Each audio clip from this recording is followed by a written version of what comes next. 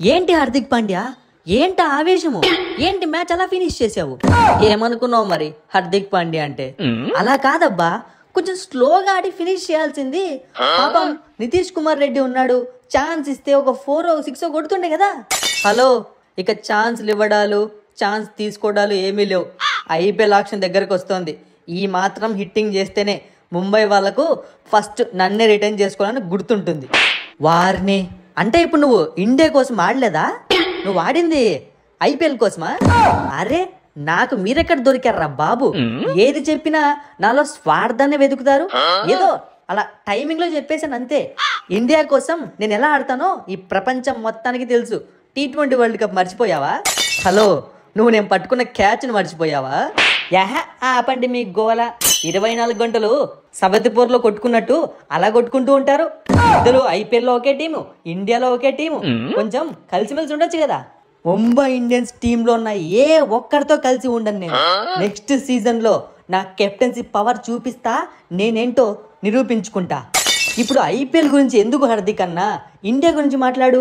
రే సంజు, ఇండియాకు నేనున్నంత వరకు భయం ఎందుకురా? ఏ మ్యాచ్ అయినా ఒంటి చేత్తో, ఒక చేత్తో మీసం మెలేసుకుంటూ గెలిపిస్తాను రా. ఇలాగే ఓవర్ చేస్తూ ఉండు, అప్పుడు చెప్తా. ఎప్పుడు చెప్తావమ్మా? అదే నాకు ఛాన్స్ వస్తుంది కదా అప్పుడు చెప్తా అంటున్నాను. నీకు ఛాన్స్ రావాలేమో, అదే నేను అనుకో ఛాన్స్ తీసుకొని మరీ చెప్తా. ఇదిగో సూర్య, ఇక ఆపుతావా నువ్వు? ఇలానే కంటిన్యూ చేస్తావా? మ్యాచ్ గెలిచాము అన్న ఆనందం ఒక్క నిమిషం కూడా ఎవరికి ఉంచట్లేదు మీరిద్దరూ కలిసి. ఇక్కడ నుంచి ఫస్ట్ ఎవరో ఒకరు వెళ్ళిపోండి. యాజ్ ఎ కెప్టెన్ నేను ఇక్కడే ఉంటా. ప్లేయర్ని వెళ్ళమని చెప్పు. నువ్వు చెప్తే నేను వెళ్ళేదేంటి? నేనే ఇక్కడి నుంచి వెళ్ళిపోతా.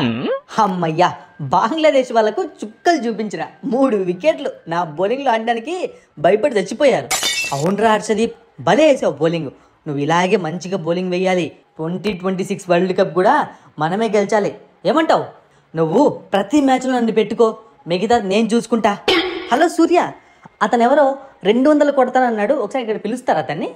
అయినా మ్యాచ్ ఓడిపోయాక ఇక 200 కొడితే ఏంటి, కొట్టకుంటే ఏంటి? గెలిచింది మేమే కదా. మీరు ఓడిపోయారు, వెళ్ళిపోండి ఇక్కడ నుంచి. అలా కాదమ్మా, మేము ఓడిపోతామో గెలుస్తాం పక్కన పెట్టండి. 200 కొట్టేస్తాము, పొడి చేస్తామన్నారు కదా. ఇదిగో బంగ్లాదేశ్ కెప్టెను, మట్సంగా చెప్తానా, ఇక్కడ నుంచి వెళ్ళిపోను.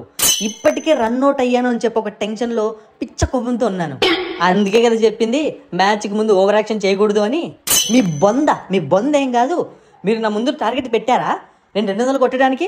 లింగుమంటూ 130 కొట్టలేకపోయారు. మళ్ళీ నేను 200 కొట్టాలంట. నేను ఫస్ట్ బ్యాటింగ్ చేస్తే 200 కొడతా అని చెప్పాను. మీకు ఫస్ట్ బ్యాటింగ్ వచ్చినప్పుడు మీరు నా ముందు టార్గెట్ 250 పెట్టాలి కదా, అప్పుడే కొడతాను. ఇదేంటి సూర్య అలా ప్లేట్ తిప్పేశాడు? ప్లేట్ ఎక్కడ తిప్పాడు? కరెక్ట్ గానే చెప్పాడు కదా, కొట్టాలంటే టార్గెట్ ఉండాలి కదా. అందుకే రన్అటే వెళ్ళిపోయాడు కోపం వచ్చి.